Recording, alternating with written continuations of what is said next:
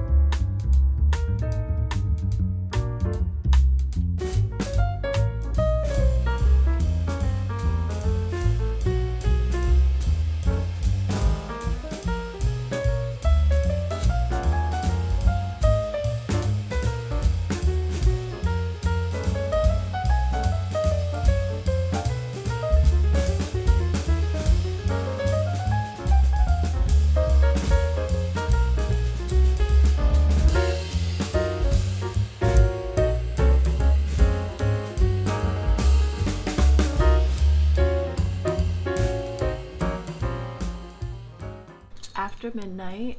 I am more than halfway done with glazing, but I'm really tired, so I'm gonna stop here for tonight, and then hopefully I get down here early enough to start the kiln firing before noon, because if it starts at noon, that means it'll go until about 9 o'clock tomorrow. And I have Dungeons and Dragons, so I don't want it to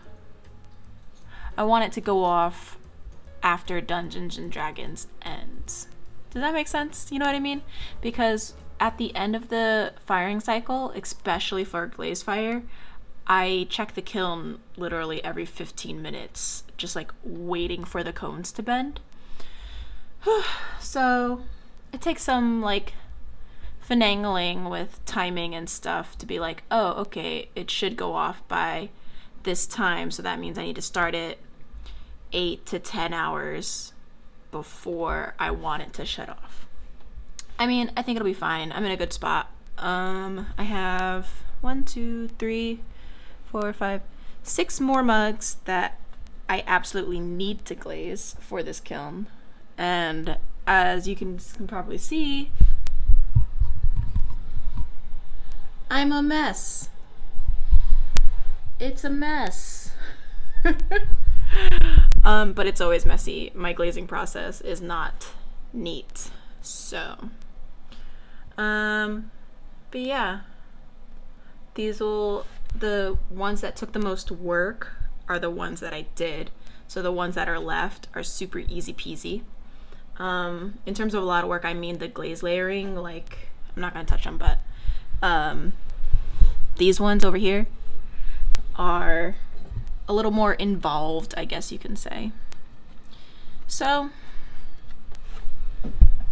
my kiln is getting ready to go. I'm gonna go to bed. See you tomorrow. Ooh. Moist.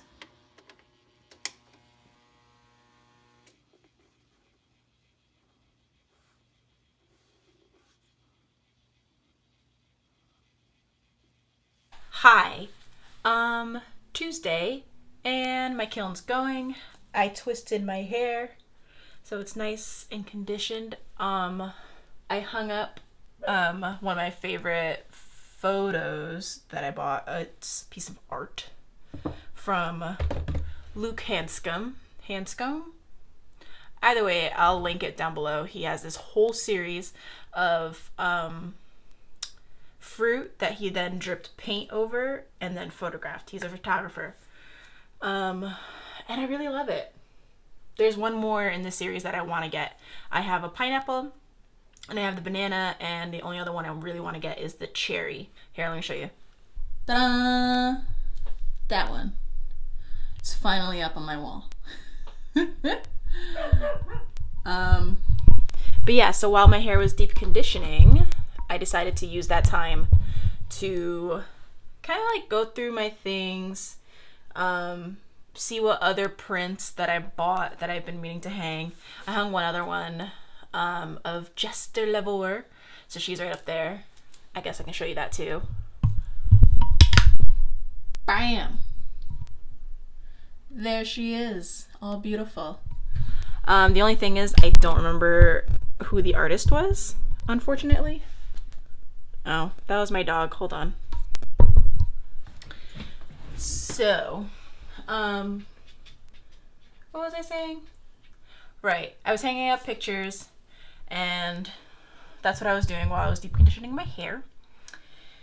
And I was able to start the kiln by about 1. So the kiln should shut off by like 11 o'clock tonight, which is perfect. D&D usually ends at like 9:30. Sometimes it goes till 10. And it's about to start in about an hour. So I have to make dinner. Yeah, I have to figure out where I want to put this one. I might put it in that corner with Jester.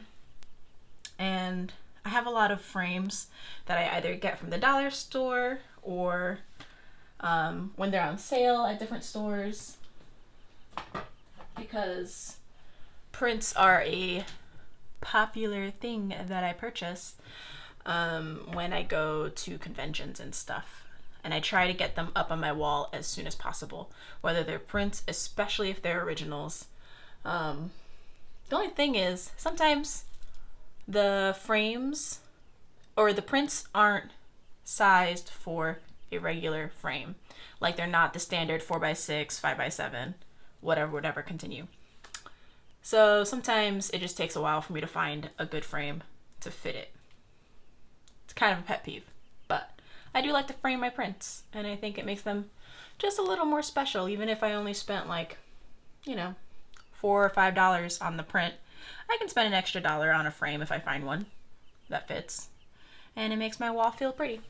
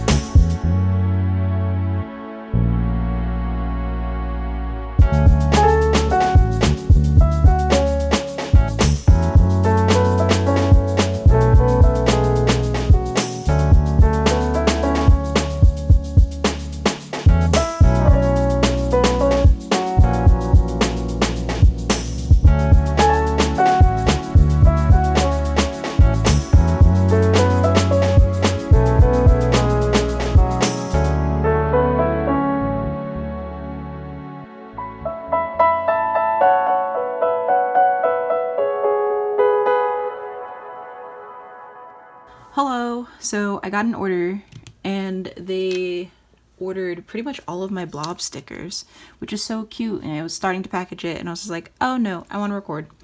Yeah, so they got all the stickers. Look at this little angry guy. This morning I packaged up some of the mugs, and then I was taking a break by editing this Posca art. And this is more of like a test print on the paper that I use, which is like an Epson premium presentation paper, which is really nice and soft and matte. It's just a test print, so I was going to include it as like a small little thank you. Yeah. So let's get all the blobs.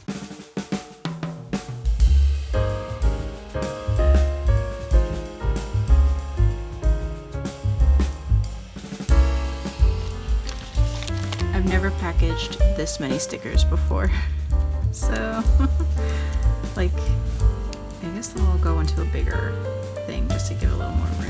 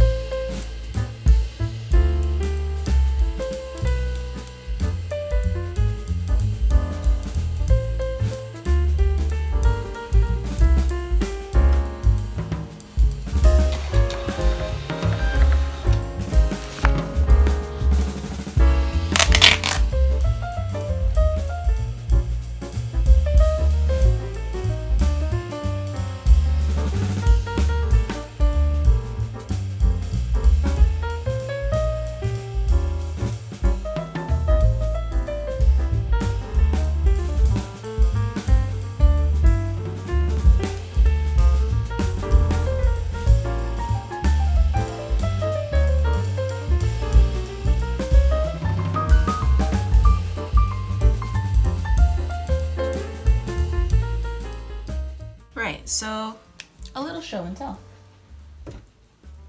These are some of the steins that came out. I packaged one, but like, a little bit of astral plane.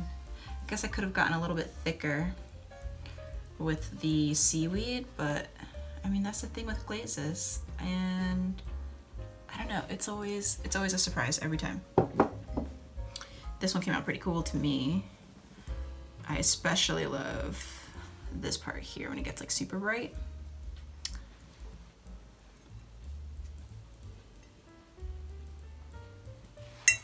And they're really big. I think these ones hold 22 ounces. Ugh, and I love this glaze combo. This one I've called Wild Magic. And it has the Cosmic Tea Dust. And this purple provided by like Smoky Merlot. And then there's some parts that turn a little bit green. Even like little shocks of blue. Ugh, so pretty. So pretty. It is kind of cool to see a bunch of these mugs all together. But yeah, so all the small ones came in, what you call it? Astral plane.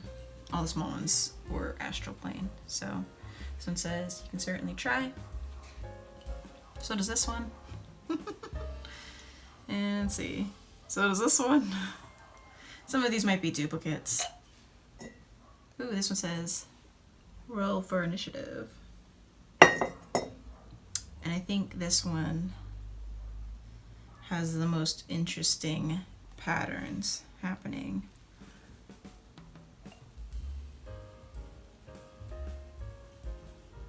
I love glaze. I don't like to glaze that much, but seeing glaze, I like. I also did a bunch of these. This is the extra. One of these already went out yesterday.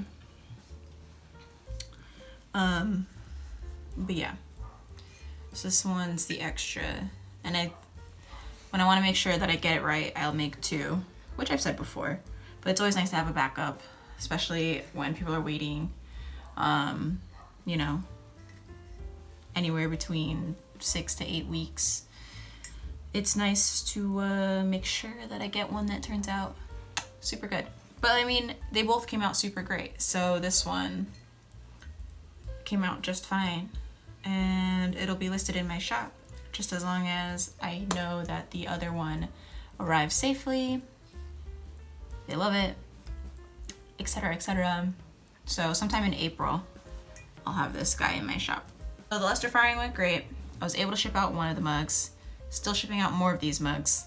And that's basically gonna be my day. I might be able to get downstairs to start making the next batch. Which I want to get done like as quick as possible, because I'm starting to feel just the tiniest bit of burnout, even if I've been not downstairs as much. Or, well, let's see. Let's rephrase that. I don't like having orders looming over my head for so long, even though I'm working to the best of my ability while also avoiding burnout and practicing healthy habits. So the fact that these people are waiting, it makes me feel a little bit sad, but also I'm trying to make sure that I don't feel burnt out. And I mean, I did say that it could take 2 months, so it's not terrible. I'm doing okay. Just have to tell myself that. But yeah, while I've been packaging, I've been watching a few different live streams of clay people. There's a Facebook group called Clay Buddies. It's a pretty big one. And they've been organizing some live streams of different people showing different techniques. And this one is hand building a soy sauce pour, which basically looks like the cutest, tiniest little pinch pot. No, not pinch pot.